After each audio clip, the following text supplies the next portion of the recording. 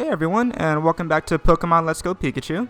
So last time we just finished the Nugget Bridge, and as you may have noticed if you're looking in the top left, there's another trainer here with another famous Gen 1 starter Pokemon. We go ahead and talk to him. I'm not good at raising Pokemon. I feel sorry for my Charmander because it's not getting stronger. Sorry if you guys can hear that. Like literally as soon as I started recording, like a helicopter decided to fly over. Anyway, so I want to give it to a better trainer than me. Are you interested? The number of Pokemon you caught is 58. Cool. I want you to have this Charmander. Will you take it? Absolutely. Take good care of my Charmander. There you go. The second free Gen 1 starter, just because I managed to catch enough Pokemon. So yeah, now we have Charmander on our team. I did use Charizard in my last playthrough, so adhering to my rule of not reusing Pokemon, I will not be using Charmander this time around. Oh sweet, there's Venonat. After we do this fight, let's go over there and catch it really fast. Alright, let's go get that Venonat. So I think I talked about this in an episode of why I love games. I forget if I actually called it that. But I have a pretty long-running and special connection with Pokemon, as I'm sure a lot of people do. One big thing for me is that Pokemon actually helped me learn how to read. It was mainly Pokemon and Final Fantasy, like the PlayStation 1 Final Fantasy games, that taught me like sentence structure and new words and stuff like that. So not only was this game super fun for me when I was a kid, it was also educational for me. I also learned about a fair amount of animals thanks to Pokemon. Alright, so we got Venonat, which is a bug/poison type. Its large eyes act as radar.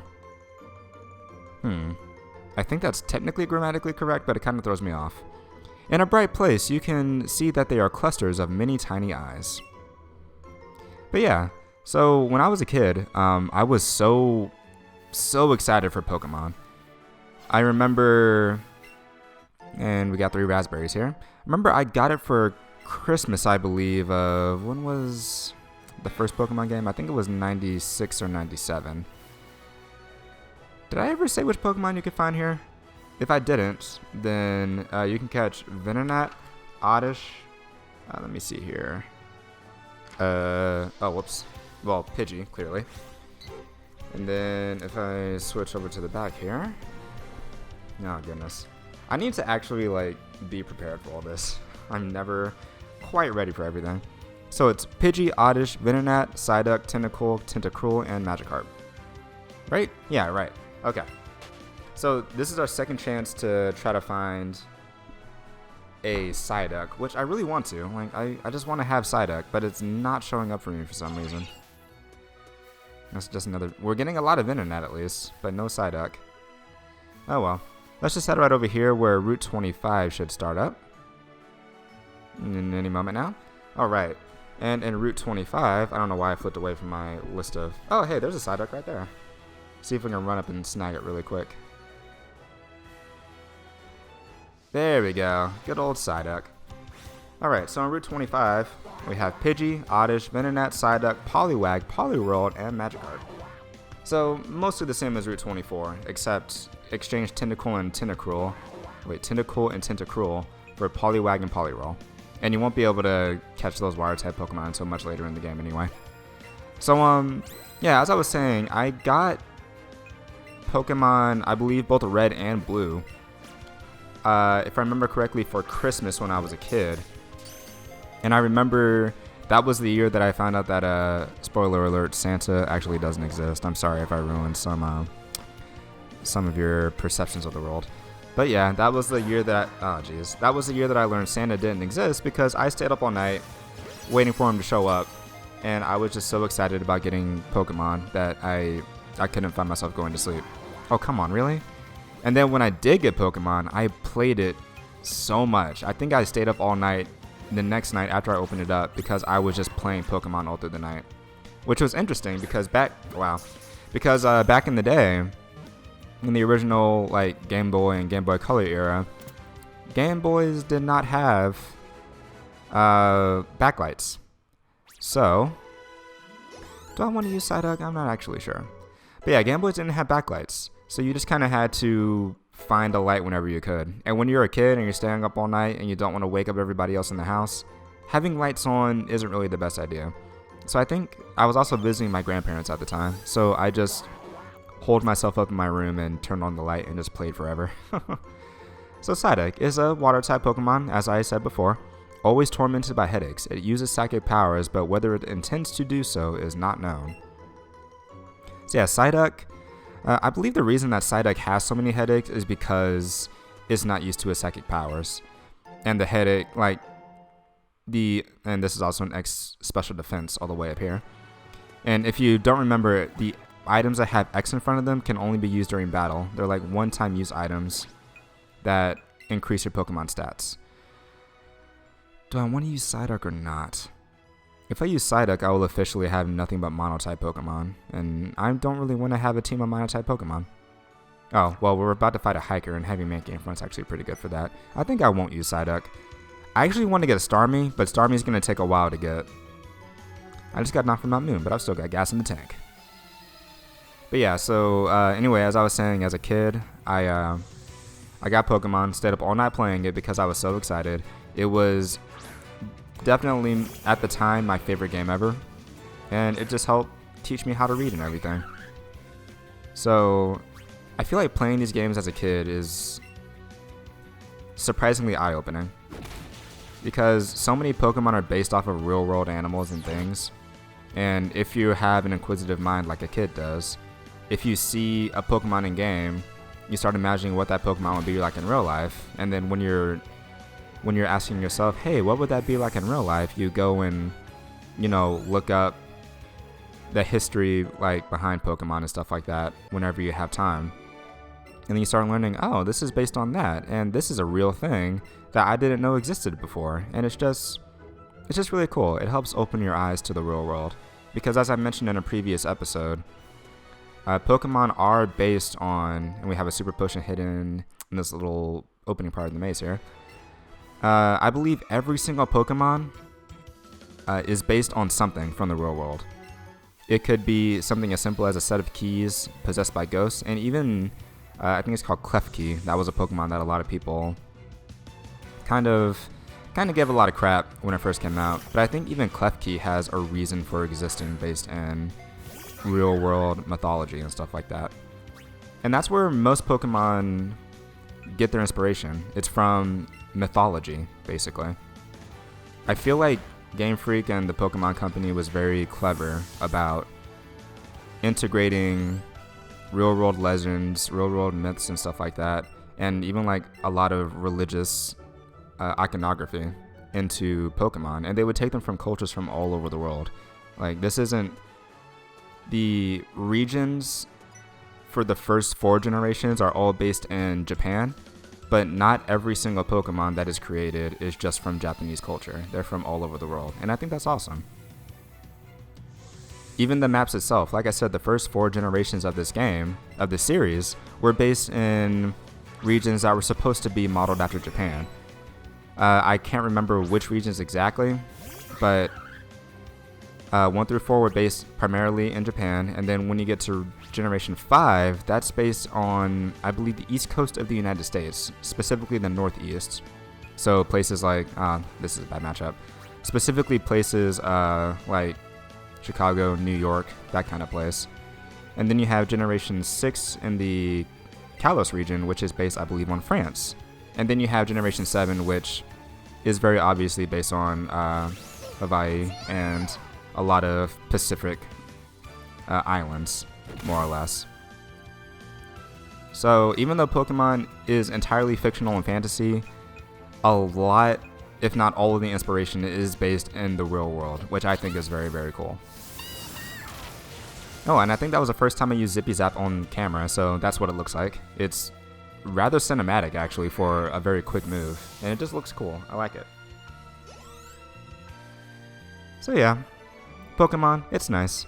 Revisiting Kanto in full 3D like this is pretty cool. It looks really, really gorgeous, and it makes me very excited for what Generation 8 is going to be like, because they're going to bring back, I'm assuming they're going to bring back abilities, and they're going to bring back all the more intricate mechanics from previous games. Alright, so my Mankey got a little messed up in that battle. So, let's give it an antidote really quick. And slap 2 potions on it too. Just for good measure. Actually, that heals up perfectly. Nice. Alright, let's keep heading on through this maze. We have another hiker, so I'm pretty sure Mickey will be able to take him. So I guess it's also a good idea to explain what kind of Pokemon each of these trainers tend to have. So what I just fought, a youngster, usually has normal type Pokemon. Hikers almost always will have rock type Pokemon, and if they don't have a rock type, they will have a fighting type. And next up we have, I believe we have a Picnicker and a Camper coming up next. And I believe their Pokemon aren't really based on types, they're more based on aesthetic. And I think Picnickers are more about having cute Pokemon, and Campers are more about having cool looking Pokemon, if I remember correctly. So like, Picnickers would be more likely to have stuff like Jigglypuff or Clefairy or something like that. And I think Campers are more likely to have stuff like Growlithe and, you know, those other things. Basically, if you're fighting a Picnicker, expect more feminine Pokemon. If you're fighting a Camper, expect more masculine Pokemon. I don't even know why they differentiate between Picnicker and Camper, because they're both dressed the same, pretty much. Wait, which Pokemon's coming out? I already forgot. Let's just go with Sandshrew. I haven't seen Sandshrew in a minute. Also, I haven't been using Clefairy, but I'm also waiting for Clefairy to learn a move that isn't Pound for once. I realize that my team isn't exactly optimal. Oh, Machop, right. Okay. Actually, Clefairy probably would have been good to send out against Machop, but oh well. Clefairy also doesn't know any fairy type moves yet, so not that big of a deal. Okay. Low Kick is an interesting move as well. Low Kick does damage based on how much the Pokemon being attacked weighs. So if you're using it on a Pokemon that weighs a lot, it will do a ton of damage. But if you're using it on a Pokemon that weighs like nothing, it will do almost no damage. Sandshrew doesn't weigh all that much, so naturally Low Kick did not do all that much damage that time. Okay, so let me see if my theory about Picnickers and Campers is correct. I'm pretty sure she's going to have some Pokemon like Jigglypuff or Clefairy.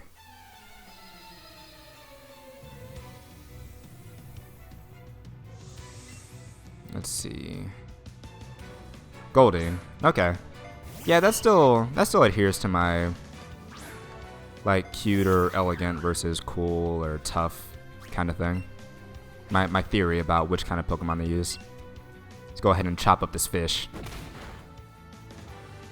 Ah, Supersonic. Man. That's annoying.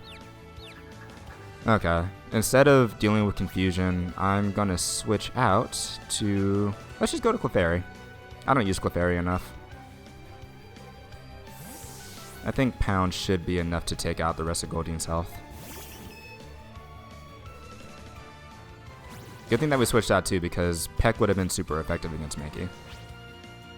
So yeah, let's go ahead and use Pound. Hopefully it'll be enough. Oh no. Okay, that was not enough at all. I mean, one more Pound should do it. I don't want to switch out again. So hopefully Clefairy just will work through the confusion. You can do it, Clefairy. I believe in you. Okay, perfect. Good job. Awesome.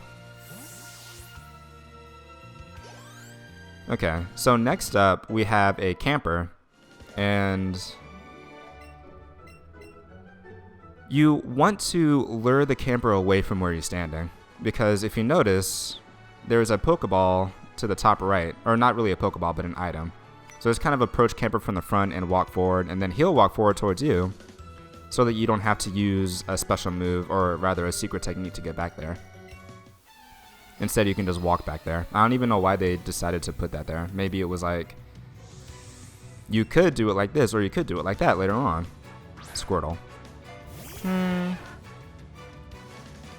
Yeah, I don't really know. Maybe my theory wasn't quite correct. Who knows. Campers and Picnickers tend to have kind of random-ish Pokemon. I can never really peg down what exactly they're about to throw out. Ooh, nice crit.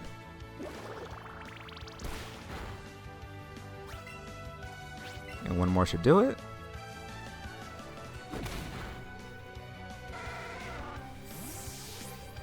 Yeah, maybe from now on, since we're kind of past the tutorial phase and we're just in the game proper, it would probably be a good idea to look at more Pokemon trivia, because there's so much to talk about when it comes to Pokemon, in all honesty. And I know a decent amount of it off the top of my head, but I mean, there are so many Pokemon even just in Gen 1 alone.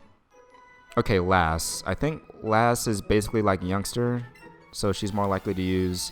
I think Lasses use a lot of Nidoran. And I think they also have a tendency to use normal types. Let's see what she uses. Oddish. Okay. Yeah, I don't know. Some of these trainers are hard to peg down. Like, there are some trainers that you can always tell what they're about to use. Like, later on, there is a trainer known as... There's a trainer type known as Bird Keepers. Obviously, they're always going to be using birds. We have youngsters who will pretty much always use normal types. Hikers will always use fighting or rock type Pokemon. Basically, Pokemon that you can find in caves. There are also swimmers who, as you might expect, are more likely to use water type Pokemon. Actually, I think they only use water type Pokemon. And then we also find roughnecks and stuff like that. And roughnecks tend to use tough looking Pokemon. Like, they use fighting type Pokemon or rock types, but most of the time they use poison. I guess to match their poisonous personalities, because they tend to be kind of mean. Mankey's defense is really low. I should get some tough candies for this guy. Or this gal, rather. This Mankey's a female. Yeah, let's just go over to Pikachu. I'm trying to get my levels to be more balanced, but I'm also more about type effectiveness than struggling to battle with Pokemon that are just going to be beat by their opponents easily. Which doesn't really bode well for Misty, because Misty is an entirely water type gym leader, and the only Pokemon that we have that's super effective against water type is Pikachu, who's already like 4 levels ahead of the second highest level Pokemon. So we'll just see how that all works. Alright, so we're almost at Bill's house. But first, let's pick this up. Got an ether. And I think there's a hidden item around here somewhere. Let's see. Well, here's a fisherman. As you might expect, fishermen also use water type Pokemon. Basically, Pokemon that they would find while fishing. So, usually fish. But then again, when you fish in this game, you can find just about any kind of Pokemon. Oh, Magikarp. The funny thing about Magikarp is that it is one of the most pathetic Pokemon in the entirety of the whole series. Even its Pokédex entries say as much. I think there's one entry that literally calls it useless and pathetic. And of course, naturally, since it's such a bad Pokemon by itself, it eventually becomes one of the best Pokemon in the entire series. You know, it's kind of like the ugly duckling syndrome, where you have something that's pretty much shunned by society in general. And then later on, it becomes one of the best things ever. Okay, we're almost there. I think the last thing we have to do on this route before heading in is fight this coach trainer. And again, this is before I wrote down what Pokemon the trainers use. So I'm just going to wing it. Hopefully it's something that isn't super effective against Mankey. Although speaking of, I should have went ahead and switched Mankey away from being in the first slot because it leveled up recently. And, oh, it's Machop. Okay. This should be a pretty even fight. Yeah, Machop's level 16 and Mankey's 18. Okay, this will work out. Hit up that Karate Chop. Nice. Seismic is such a funny looking move to me. Over the years, it's just gotten weirder and weirder. So yeah, let's just grab the Pokemon, throw them into the into literal space, and then have them come crashing down, and it only does the amount of damage equal to, I think, the user's health. That's all that it does. Like, Seismic Toss isn't the greatest move. Okay, and then when you beat her, she gives you the TM for Seismic Toss, which I'm pretty sure it does damage based on, yeah, your level. The damage equals a level of the Pokemon that uses the move. Yep. So yeah, even though you get launched into like space itself, you only take damage equal to your own level. Okay, so here is Bill's house. But where is he, I wonder?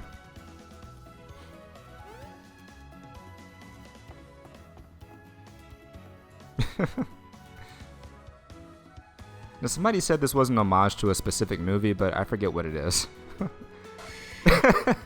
Hiya, I'm a Pokemon. No, I mean, I'm Bill. Call me Bill. I'm a true blue Pokemon fanatic. Seeing a Nidorino standing up on his hind legs like that, all hunched over, is so funny to me. Hey, what's with that skeptical look? I'm not joshing you, lady.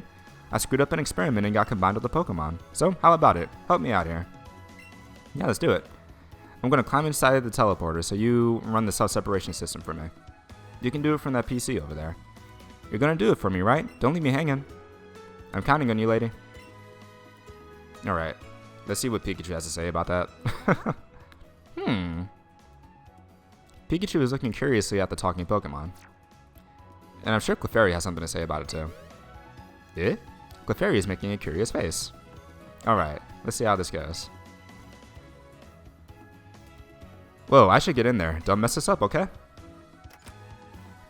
Now, I have questions about this. I'll ask those questions after this is over.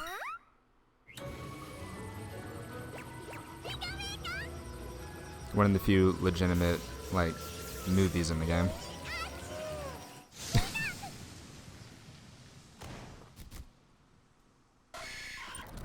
Oh, wait, never mind.